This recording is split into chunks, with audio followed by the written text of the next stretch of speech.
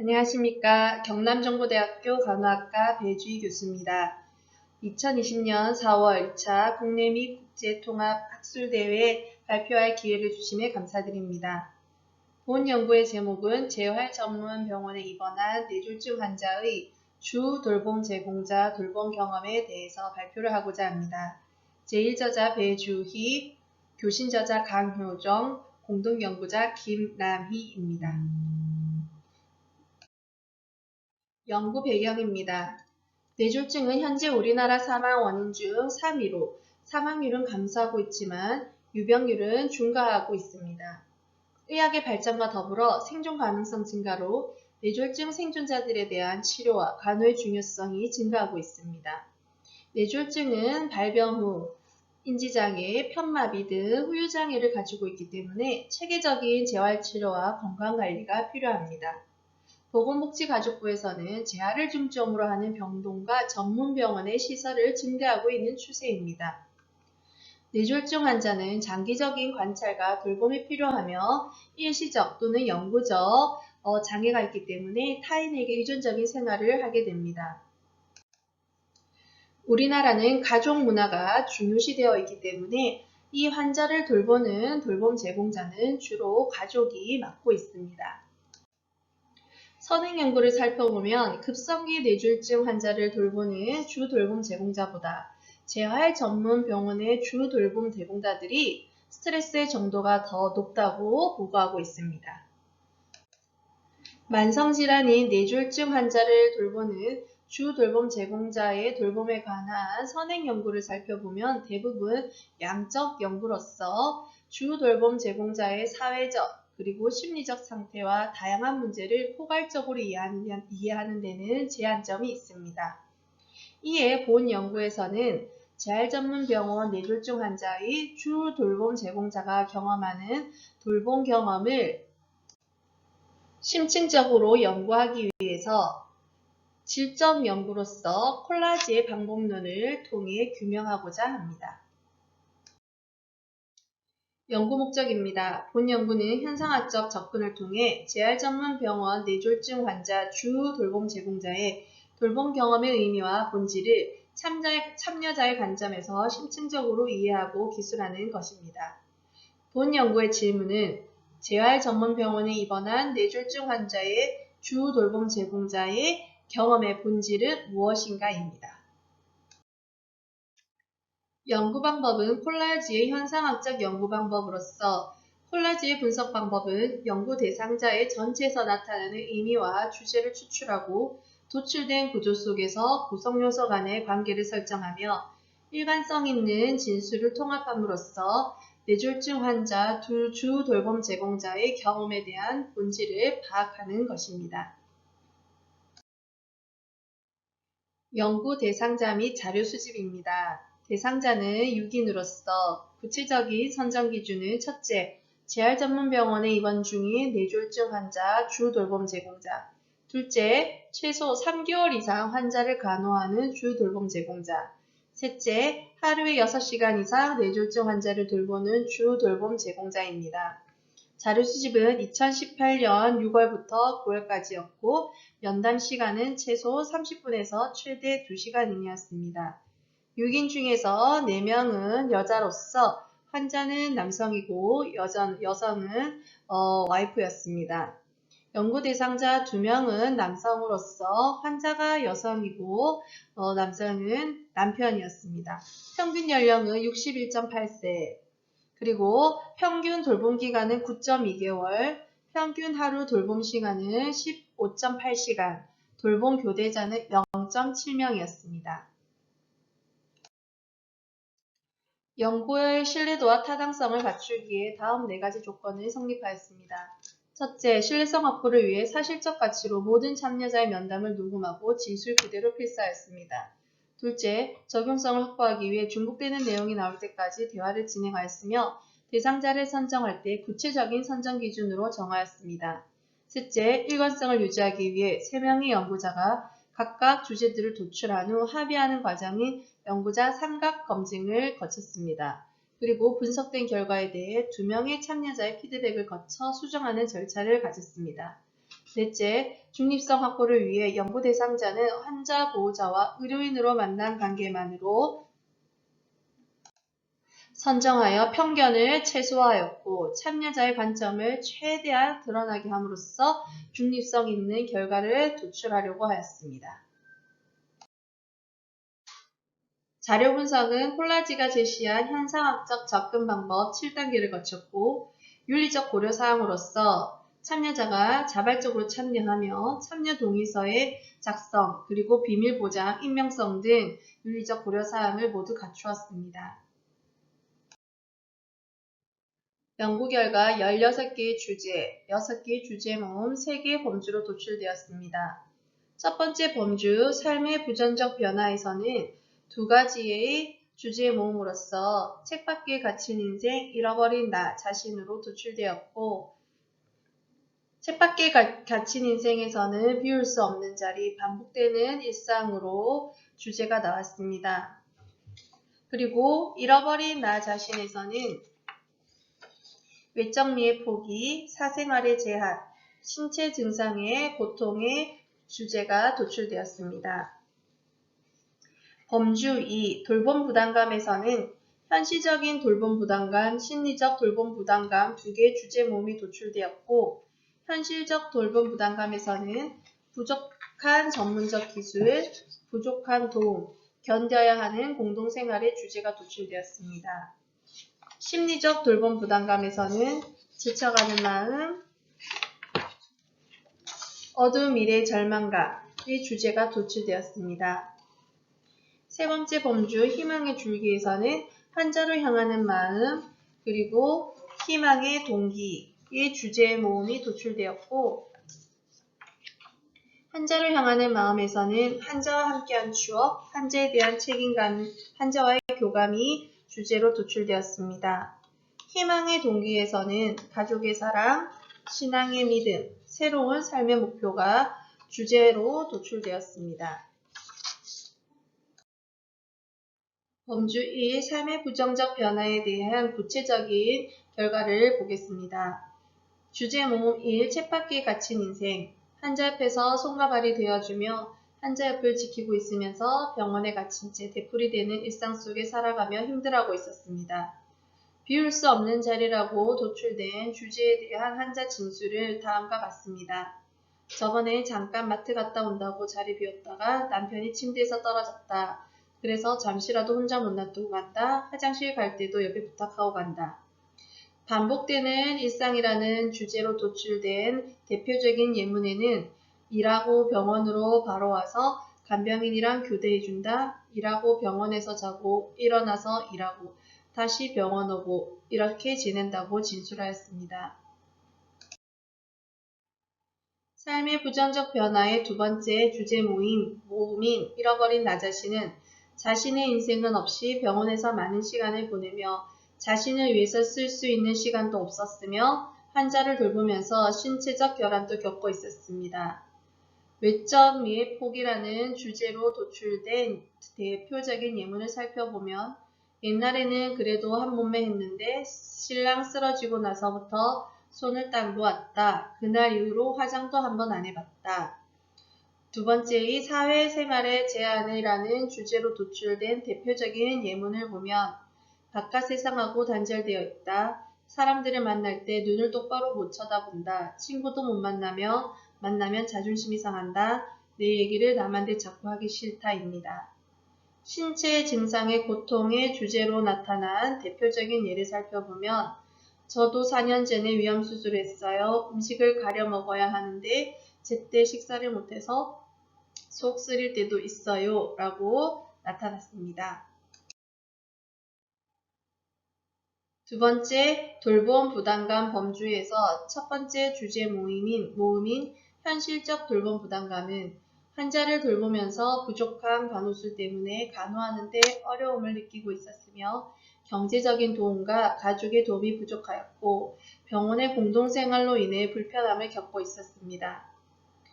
부족한 전문적 기술로 도출된 주제에 대한 대표적인 예의는 내가 가래 빼는 거 잘하고 있다고 생각하고 있었다. 근데 잘못 깊이 넣어서 피나고 그랬다. 그랬을 때 내가 우리 남편을 잘못 간호했나 그런 생각이 들었다. 그 다음에 부족한 도움으로 도출된 주제에 대한 대표적인 예를 살펴보면 연금 받고 사는데 치료비로도 연금 모자란다. 간병인도 못 쓴다. 애들한테 미안해서 경제적 도움 바라지도 못하고 있다입니다. 견뎌야 하는 공동생활이라고 도출된 주제의 대표적인 예문을 살펴보면 샤워하려고 할 때 마음대로 벗고 다닐 수가 없다. 잘 때는 코 고는 사람들 때문에 편히 잘 수가 없다. 병실에서의 환자 냄새, 음식 냄새에 섞여서 냄새 때문에 힘들 때가 있었다로 나타났습니다. 돌봄 부담감의 두 번째 주제 모음인 심리적 돌봄 부담감은 환자를 돌보면서 마음적으로 지쳐가고 있었다. 삶의 회의감도 느끼면서 인생을 살아가야 하는 이유를 찾기 힘들어하였다. 그리고 어두운 미래에 대한 절망감을 표현하면서 삶의 포기를 원하기도 하였다입니다. 여기에 도출된 주제를 살펴보면 첫 번째 주제인 지쳐가는 마음의 대표적인 진술은 나도 아프지, 아내도 아프지, 다 늙어서 이게 뭐 하는 짓인가 싶기도 하죠. 사람은 말년 행복해야 하는데 사는 이유를 모르겠다입니다. 두 번째 주제로 도출된 어두운 미래의 절망감의 대표적인 예를 살펴보면 우리 애들 결혼시키고 내 손으로 이 사람 죽이고 나도 죽자 이런 생각까지 하고 있어요. 집에 무서워서 못 간다. 내가 우리 남편 죽여놓고 나도 죽을 것 같은 자살해버리고 싶은 충동이 들까봐요. 죽으면 죽고 살면 살고 그런 마음을 갖고 있어요로 나타났습니다. 세 번째 범주인 희망의 줄기를 살펴보겠습니다. 환자로 향하는 마음. 환자와 함께 있으면서 힘들 때마다 환자와 함께한 추억을 떠올리며 힘든 마음을 이겨내려고 노력하고 있었으며 환자에 대한 책임감으로 이겨내고 있었다. 그리고 환자의 손을 잡고 눈을 마주치고 대화하면서 서로의 교감을 통해 위로받고 있었다로 나타났습니다. 첫 번째 주제로 도출된 환자와 함께한 추억의 대표적인 진술을 보면 우리 남편은 너무 성실히 일했어요. 바람 한 번 안 피고 노름 한 번 안 하고 꼬박꼬박 월급 챙겨다 주고 저 아프다 하면 약 한 봉지 꼭 챙겨주고 했어요.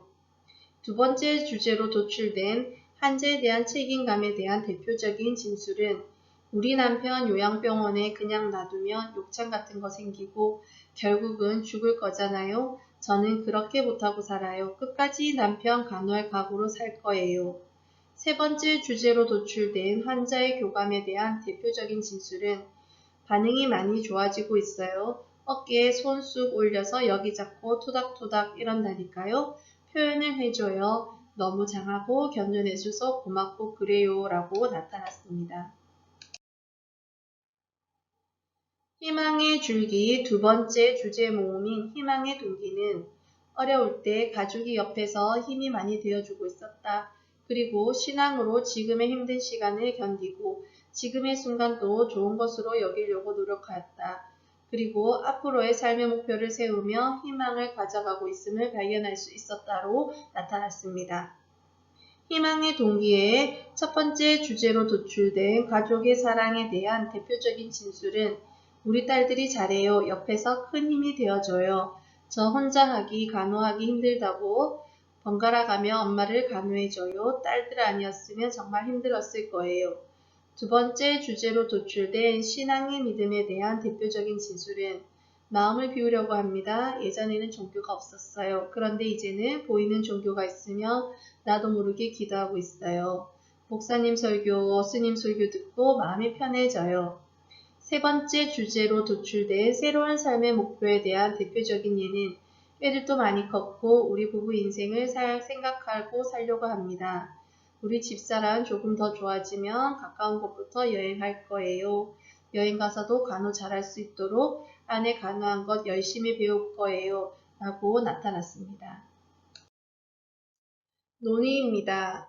전문 재활병원 뇌졸중 환자를 돌보는 주 돌봄 제공자들은 삶의 부정적 변화로서 책받기에 갇힌 인생, 잃어버린 자신이라는 것을 경험하였습니다. 이는 입원 중인 뇌졸중 환자의 상주 돌봄 요구의 증가, 일상활동 제한 등으로 돌봄 제공자의 어려움이 더 큰 것으로 나타난 선행 연구의 결과와 유사하였습니다. 뇌졸중 환자를 돌보는 주 돌봄 제공자들은 환자와 더불어 자신의 일상에 큰 변화를 경험하면서 삶에 대한 부정적인 감정을 느끼는 것으로 나타나 그들의 혈신적인 어려움을 예측해야 하며 주 돌봄 제공자 개인의 삶의 일부를 영위할 수 있도록 자원봉사, 건강관리, 지원 서비스 프로그램 제공 등의 현실적 중재 전략들에 대한 접근이 필요할 것으로 사료됩니다. 두 번째 범주인 돌봄 부담감으로서 대상자들은 현실적인 돌봄 부담감과 심리적 돌봄 부담감을 가지고 있었습니다. 이는 뇌졸중 환자를 돌보는 주 돌봄 제공자가 경제 상태 및 시간 소요 등의 부담감, 부양 스트레스를 경험한다는 선행 연구와 일치하였습니다. 따라서 주 돌봄 제공자들이 환자를 돌보는 데 있어 전문적인 돌봄 기술 교육, 바우처 연계 서비스와 같은 경제적 지원, 병원 내 휴식 공간 제공 등의 지원이 필요합니다. 또한 계속되는 스트레스 상황을 극복할 수 있도록 내적 심리 자원 향상을 위한 긍정 심리 기반의 코칭 프로그램 제공이 필요합니다. 이에 돌봄 부담감을 감소시킬 수 있는 다차원적인 제도를 적극 마련하고 실현하는 것이 필요하다고 생각됩니다.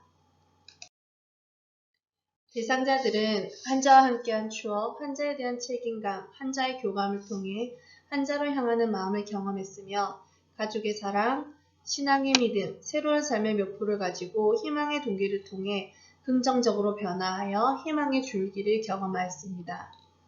이에 관련한 선행 연구로 뇌졸중 환자 가족의 돌봄 경험은 심리적 충격, 헤어날 수 없는 절망감, 심리적 갈등, 지도권에 대한 야속함과 의지하고 싶은 욕구, 다행스러워하는 마음, 소망을 갖는 마음의 핵심 범주를 보고한 선행 연구와 유사합니다.